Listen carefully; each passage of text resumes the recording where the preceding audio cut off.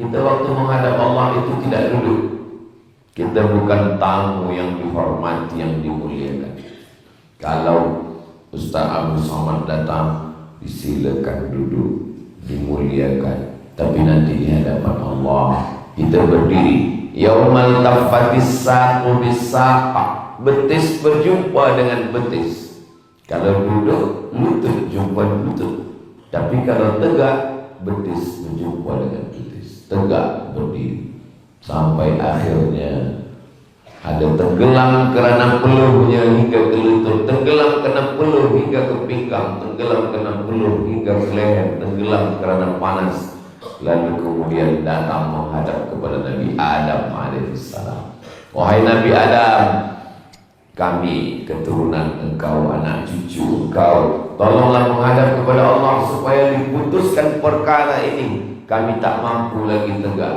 Kata Nabi Adam alaihissalam, saya tak sanggup menghadap Allah. Syukur Ustaz. Kami tak sanggup menghadap Allah. Sebab dulu Allah mengatakan, la taqraba hadhihi syajarah. Jangan engkau dekati pokok ini, fatakuna minal zalimin. Nanti engkau jadi orang zalim. Fa'azallahum asyaitan. Dia digoda oleh syaitan. Tapi selepas itu dia tetap bertaubat.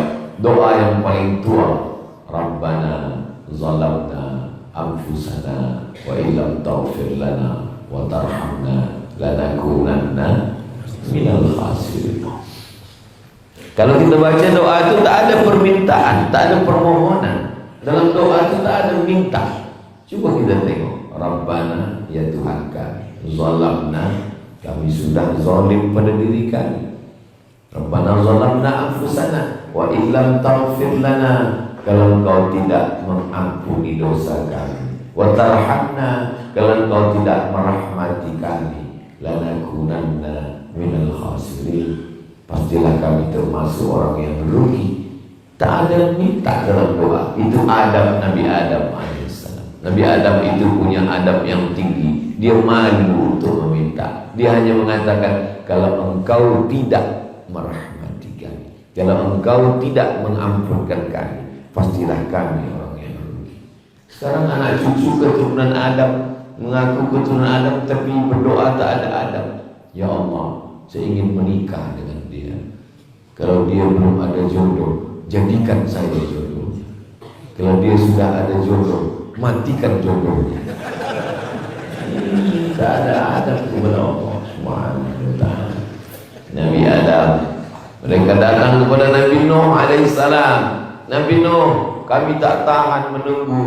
Nabi Adam malu. Maka engkau wahai Nabi Nuh, tolonglah kami.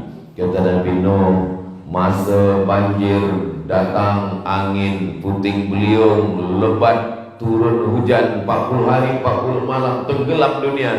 Saya ajak anak saya Kan'an, ya bunayya rkab ma'ana, wahai anakku, marilah naik ke atas sampan ayah. Apa jawab anak saya? Sa'awi ila jabani ya'simuni minal ma'. Saya akan naik ke atas bukit. Bukit akan menyelamatkan saya daripada air ini. Saya malu kepada Allah, kata Nabi Nuh alaihissalam. Ketika anak saya akan tenggelam, saya meminta kepada Allah, ya Rabbi, inna bani min ahli. Nabi Nuh beradab. Tak ada Nabi Nuh mengatakan, selamatkan anakku itu ya Allah. Dia hanya mengatakan, inna bani min ahli. Itu anakku ya Allah. Hanya mengatakan itu anakku ya Allah. Apa kata Allah Ta'ala? Innahu laysa min ahlik. Dia bukan anak. Innahu amalun ghairu salih. Karena amal dia tidak saleh. Lalu kemudian mereka datang menghadap kepada Nabi Ibrahim alaihissalam. Mereka datang menghadap kepada Nabi Musa alaihissalam. Mereka datang menghadap kepada Nabi Isa alaihissalam. Semuanya malu menghadap Allah Subhanahu wa ta'ala. Kata Nabi Isa, selepas aku pergi, mereka menyembah aku. Mereka menjadikan aku sebagai Tuhan. Aku malu kepada Allah. Puncanya akhirnya mereka menghadap kepada Sayyidina wa Maulana wa syafi'ina wa zuhrina Muhammad sallallahu alaihi wasallam. Dialah yang berani menghadap Allah karena bersih sebersih-bersihnya. Kalau tidak ada dia, tidak akan jadi alam semesta. Bahkan Nabi Adam alaihissalam ketika berdoa kepada Allah, Rabbana zalamna anfusana wa illam taghfir lana wa tarhamna lanakunanna minal khasirin. Allahumma inni as'aluka bihaqqi Muhammad. Ya Allah, aku mohon kepada Engkau berkat Muhammad, ampunkan dosaku. Kata Allah, dari mana engkau tahu Muhammad? Lebih dulu Adam diciptakan baru Muhammad sallallahu alaihi wasallam. Kenapa engkau berdoa kepadaku menyebut nama Muhammad? Lamma khalaqtani, ketika engkau menciptakan aku dari tanah. Nafakhta fi ruhi, engkau hembuskan roh. Rafa'tu ra'si, ku angkat kepalaku. Manakala aku angkat kepala, aku tengok di tiang arasy ada namamu bersanding dengan nama Muhammad sallallahu alaihi wasallam. Aku tak tahu siapa dia, tapi mustahil ada nama bersanding kalau bukan dia makhluk yang paling mulia. Maka aku meminta kepada engkau berkat nama orang yang mulia itu, ampunkanlah dosaku. Itulah dalil bertawassul dengan menyebut nama Nabi Muhammad sallallahu alaihi wasallam.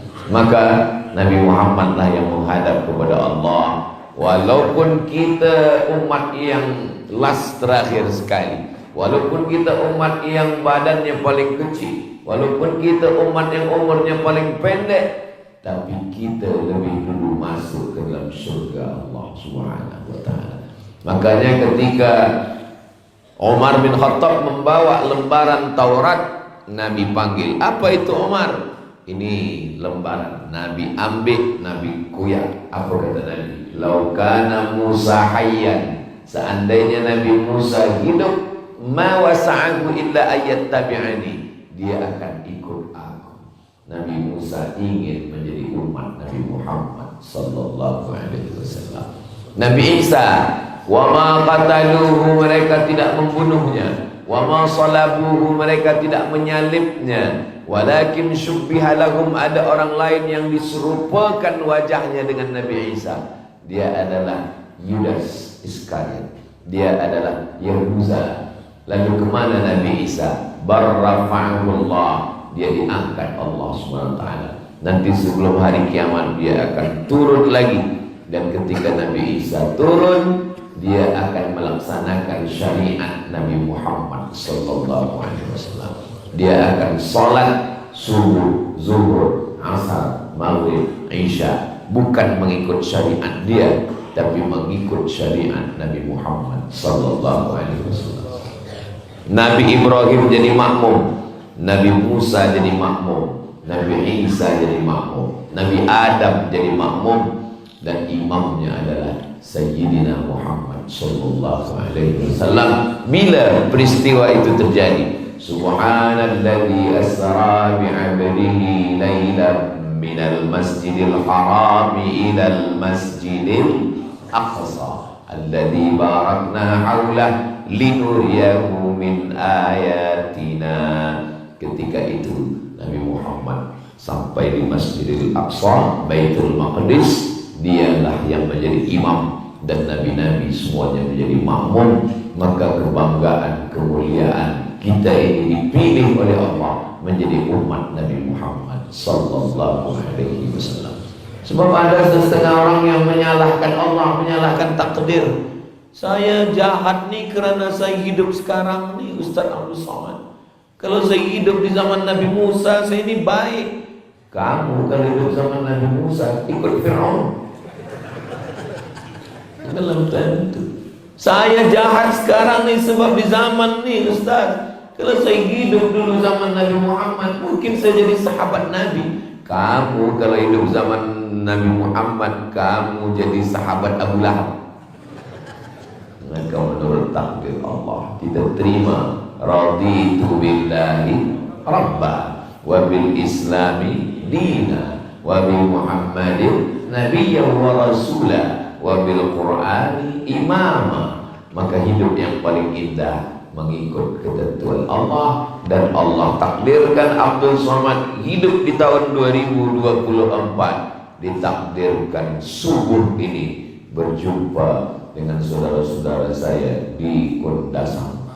Malam tadi saya sampai pukul 12 lebih, lalu kemudian bismika Allahumma ahya wa amur. Subuh ini datang dari hotel, lalu saya tengok naik ke atas. Ini banyak betul kereta parking ini. Katanya programnya sembahyang subuh macam salat Jumat, tapi ini macam subuh macam Aidil Fitri. Allahu Akbar. Kalau sembahyang subuh sudah macam Jumat, maka tak lama lagi Palestin akan merdeka. Allahu Akbar. Saya biasa takbir itu selepas setengah jam tazkirah. Kenapa takbir selepas setengah jam? Biasanya selepas setengah jam dah mulai ada yang tidur. Jadi takbir Allahu Akbar. Bila takbirnya kuat, sambutnya kuat, Allahu Akbar, saya teruskan lagi. Jadi bila dah agak pelan, Allahu Akbar. Masya Allah.